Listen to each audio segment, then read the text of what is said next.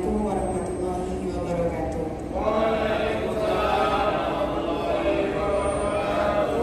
Puji syukur mari kita panjatkan atas limpahan karunia-Nya sehingga pada pagi hari ini kita bisa kembali berkumpul melakukan apel pagi sebelum mengawali aktivitas kita sepanjang hari ini. Dan tak lupa kita mendoakan semoga mungkin saudara kita, keluarga kita yang saat ini dalam keadaan kurang sehat segera diberikan kesehatan dan bisa sehat seperti sedia kala. Pada kesempatan hari ini saya ingin sedikit berbagi sharing knowledge. Seminggu yang lalu saya berkesempatan ditugaskan untuk mengikuti pelatihan Corporate Culture Agent yang diadakan oleh ACT Consulting di bawah bimbingan Dr. Ari Ginanjar ya, Menara 165. Jadi pelatihan itu diadakan 2 hari melalui Zoom meeting. Ada yang menarik di pelatihan itu, yaitu pelatihan itu diawali dengan sebuah pertanyaan.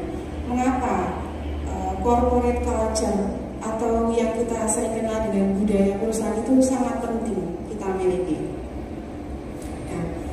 Coba kita membayangkan bangunan rumah. Corporate culture atau budaya perusahaan itu sebenarnya adalah fondasi dari rumah tersebut. Jadi kita membayangkan jika sebuah rumah dia dibangun dengan fondasi yang kuat, maka bangunan yang berdiri di atas fondasi tersebut dia akan memiliki kemungkinan berdiri lebih kokoh dibandingkan jika fondasinya kurang kuat. Betul ya? Nah, fondasi itu atau budaya perusahaan yang kita miliki, ada yang ingat apa? Ya, betul sekali. Akhlak ya. Yang setiap hari kita teriakkan amanah, kompeten, harmonis, loyal, adaptif, dan kolaboratif, itulah sebetulnya budaya perusahaan yang kita miliki. Budaya perusahaan yang saat ini sedang berupaya oleh perkebunan itu diinternalisasikan di tiap-tiap orang, karyawan, insan perkebunan yang ada di dalamnya. Dengan harapan bahwa ketika nilai-nilai akhlak itu semakin kuat menjadi jati diri dari setiap karyawan, maka holding perkebunan atau kalau kita tarik lebih kecil lagi PTPN 11 atau PG Segoro ini dia akan dibangun lebih kuat dan kemungkinan untuk mencapai tujuan, visi, misi, strategi itu lebih mudah untuk tercapai. Nah, itu yang pertama. Kemudian dari kita ke analogi sebuah rumah ya. Mungkin semuanya bisa membayangkan rumah. Tadi dia fondasinya sudah kuat, yaitu nilai-nilai akhlak dia tertanam kuat di setiap diri kita masing-masing. Kemudian atapnya itu adalah visi, misi, strategi perusahaan. Gitu. Strategi perusahaan itu, visi, misi, dan strategi itu kalau kita bayangkan adalah itu tujuan akhir kita, tujuan yang kita capai.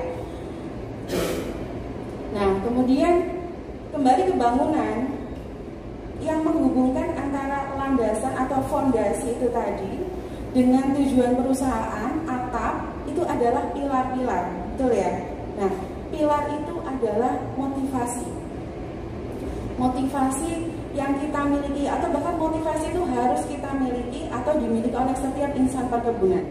Tapi ada motivasi yang paling tinggi dalam budaya perusahaan yang harus dimiliki oleh setiap insan perkebunan. Tadi yang disebutkan oleh teman-teman semuanya ya, luar biasa teman-teman ini, ibadah. Jadi meaning, kalau dalam bahasa Maduranya itu meaning, kalau bahasa Indonesianya adalah kebermaknaan. Jadi setiap itu adalah tujuan tertinggi setiap orang melakukan sesuatu.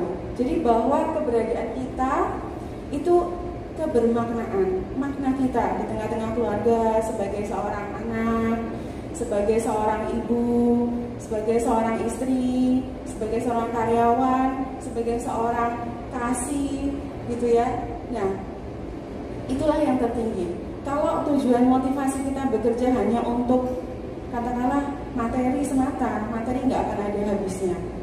Tapi kalau semua kita kembalikan bahwa kita bekerja untuk kebermaknaan diri kita masing-masing di lingkungan, di perusahaan, maka itu adalah tujuan tertinggi. Nah, kalau itu sudah kita miliki, maka sebetulnya kita sudah paripurna sebagai seorang insan perkebunan.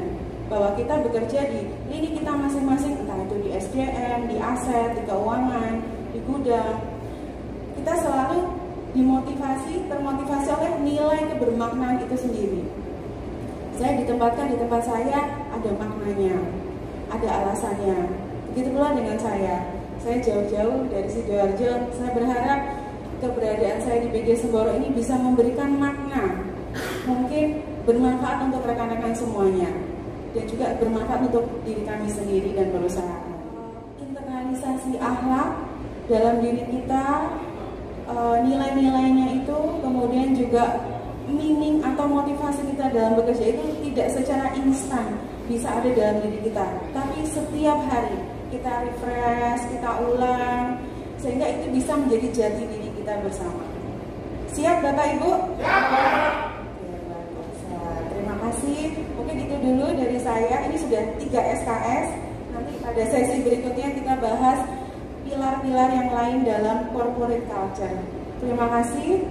Sebelum kita mengawali aktivitas kita pada pagi hari ini, mari kita berdoa sejenak. Semoga aktivitas kita sepanjang hari ini diberikan kemudahan, kelancaran, dan dinilai oleh Allah sebagai ibadah, dan kita semua mendapatkan pahala. Amin ya rabbal alamin. Berdoa di